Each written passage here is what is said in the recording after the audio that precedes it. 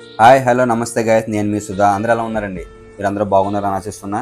మీకు 3 months back అయితే నేను వీడియో చేసి పెట్టి నేను హైదరాబాద్లో కొత్తగా బిజినెస్ స్టార్ట్ చేస్తున్నాను అని చెప్పేసి అదైతే మొన్న ఈ నెల 8వ తారీఖున అయితే లాంచ్ చేశాను గైస్. ఇంకా నా తమ్ముళ్ళు ఇద్దరు శేఖర్ అండ్ విజేందర్ రెడ్డి వీళ్ళిద్దరు పార్ట్నర్స్ ఈ బిజినెస్ వీళ్ళే చూసుకుంటారు.